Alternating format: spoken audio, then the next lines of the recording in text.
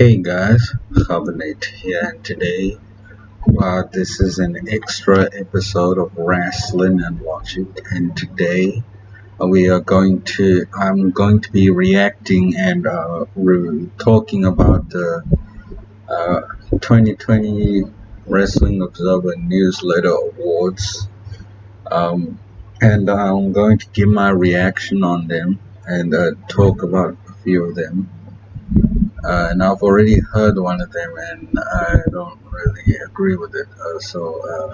But let's see. Okay, Wrestler of the Year is Jon Moxley.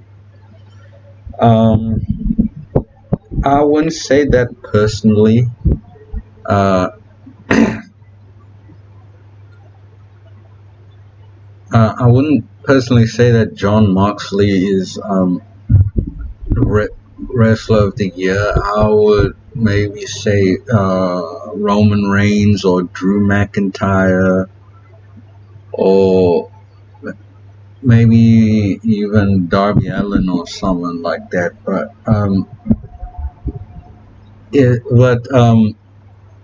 uh, I see why they gave it. Oh my gosh, I see why they gave him the award. So whatever. And female wrestler of the year is Bailey, and I actually do agree with this. Maybe I'd say maybe I would say I would like to say Rhea Ripley, but she hasn't been used to her full potential over the past year. So yeah, tag team of the year, the Young Bucks. I just cannot stand the Young Bucks. I don't see why people like them so much. I guess because they jump all over the place and do flips, but it's just ludicrous though. And what about FTR or what about FTR? Those guys, they had to just work their asses off and break their neck, and look how disappointed they're gonna be when they see that Young Bucks of all people are on the top of the list. And most outstanding wrestler of the year, it goes to Kenny Omega. I actually kind of like Kenny Omega. Um, he he may not be as good a worker, facials, promos, selling stuff like that. He may not be a good worker or a good wrestling mind, but he's an okay wrestler. He's a uh, I actually really liked his match with Ray Phoenix. It didn't make much sense, but at least you could sit there and enjoy them doing their flips, and I actually liked that match quite a bit. Um, Most underrated wrestler of the year goes to Ricochet, and I do agree with uh, these awards. Uh, so, uh, so, uh, but Ricochet, he likes being underrated.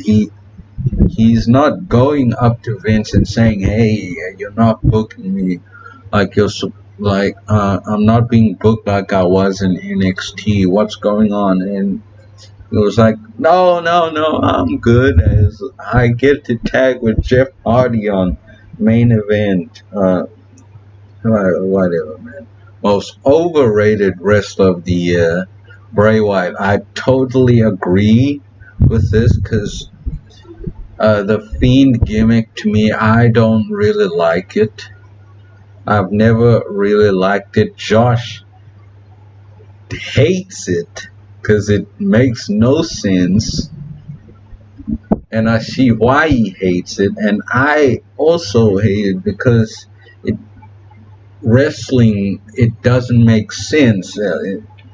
He doesn't sell anything. It's a supernatural bullshit, unbelievable gimmick, uh, and they just do ridiculous things. Hit him over the head with a sledgehammer and all that stupid shit. Yeah, so I agree with Bray Wyatt being the most overrated wrestler of the year. And Rookie of the Year goes to Pat McAfee, and I sort of agree with this. Uh, I've liked Pat McAfee. He's great. He does great promos. Uh, he was alright in that men's War Games match back in December that we reviewed. Uh, it was over gimmick that it was overbooked that match, just like the women's match was. They used weapons and they didn't just use the actual structure. So yeah, and High Fly of the Year is Ray Phoenix. I this is I agree. He Ray Phoenix can do some good stuff. Um, this is he can jump all over the place and it doesn't really look sloppy. He can do all these really impressive things, but yeah, technical wrestler of the year, Zack Saber Jr.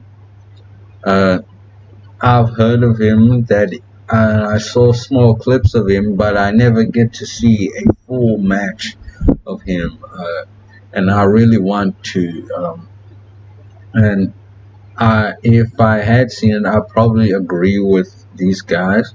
Most charismatic wrestler of the year is MJF, and he totally deserves that. He's not being used to his full ability right now because he's being dragged down by Chris Jericho, and he was suckered into doing late dinner debonair. His talent makes me not want to disown him like I have Chris Jericho. Move of the year, Kenny Omega's One Wing Angel, whatever, man. I like the V trigger better, but he does it way too much, way too many times. Feud of the year, John Moxley versus Eddie Kingston. You know what? That actually was a good feud, but the match sucked. But the feud was great. Worst feud of the year, uh, Bray Wyatt versus Braun Strowman. Yeah, that was garbage. Um, and then, oh my gosh, yeah, it's about to get juicy now. Um, uh, and match of the year, the big tag team match with Kenny Omega and Hangman Page versus the Young Bucks for the AEW tag team titles at Revolution. Worst match of the year. And I don't really think they have a right. They have their right to give this a good review, but I just think there were so many much better matches than this. There was the Fight Pit match with Timothy Thatcher and Matt Riddle. There was the champion versus champion match with Drew McIntyre versus Roman Reigns at Survivor Series. What else was there? Uh, there was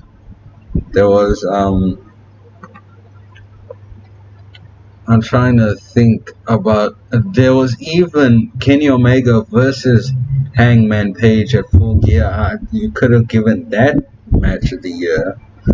Um, Uh, yeah, but they have a right to. But I personally disagree with it. Worst match of the year: Bray Wyatt versus Braun Strowman in a Wyatt Swamp fight. I agree that that match sucked, but there was AEW practically did the same thing with Matt Hardy, his elite deletion match that he had with Sammy Guevara, and almost made me not like Sammy Guevara and made me hate Matt Hardy. Um, and a best weekly show of the year, Dynamite. Person for the first few months it was okay, but then April it came just became shitty. Worst weekly show of the year, Raw. I can agree, but they did have good shows. They did have somewhat okay shows. The WWE they're having at worst mediocre shows on SmackDown. Raw shows are still bad, but not. The SmackDown was had some okay shows at the close to the end of the year, but through most of, yeah, I can agree that the show sucked. Promoter of the year, Tony Khan. Yeah, yeah. Oh jeez. Best promotion of the year, AEW. They had their moments, but I disagree. But I don't think any promotion deserves that award. I'd personally say Ring of Honor because they have the best presentation, but but it wouldn't make sense because they are not really a known program to watch, but they have the best presentation. They're doing what AEW promised to do and what they should be doing. Worst promotion of the year, WWE isn't even a promotion, it's a company, WWE. They also had their good moments, but a lot of it was bad. So, to an extent, I agree with this. Best major show of the year, AEW Revolution. I haven't seen it, so I can't say. But if I were to say, I'd probably say uh, NXT Takeover 31.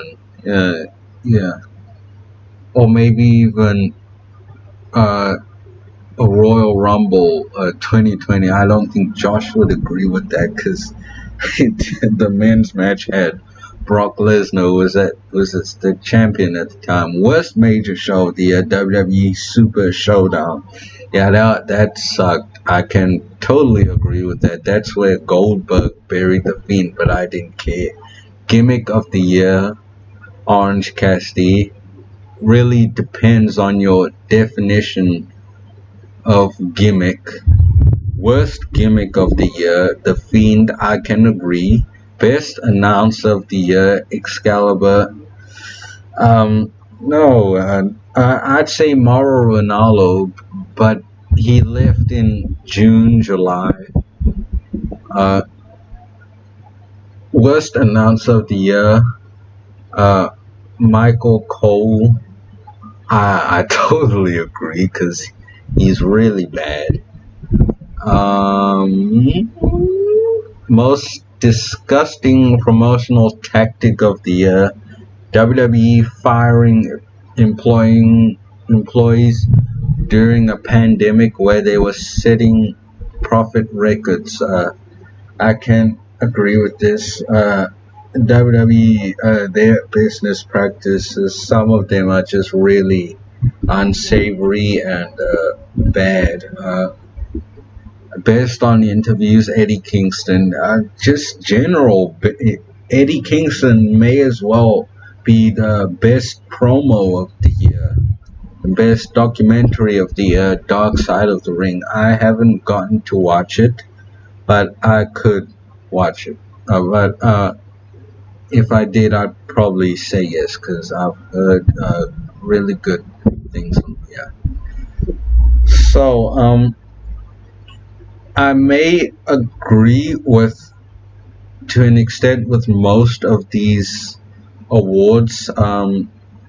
However, I feel like this is heavily biased towards AEW and just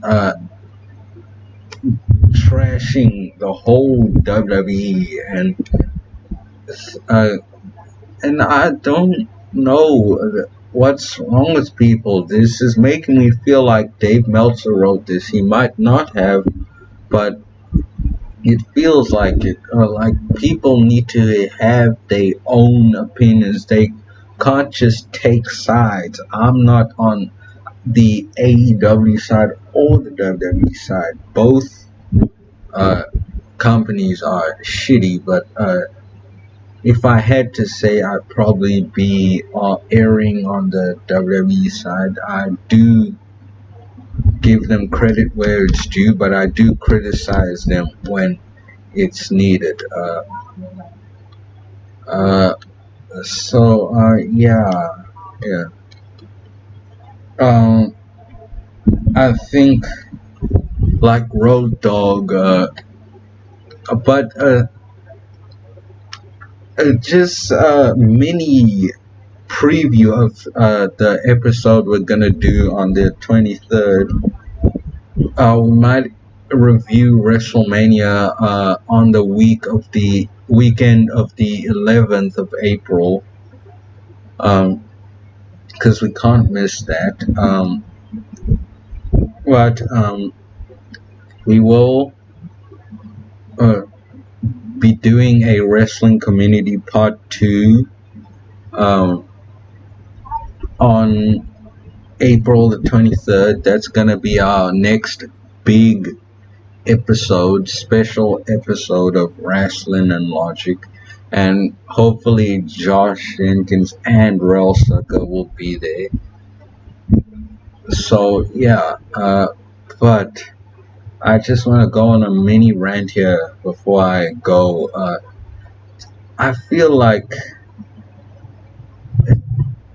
Dave Meltzer and Bryan Alvarez over the past year has just been really kissing AEW and Tony Khan's asses, and they've been just throwing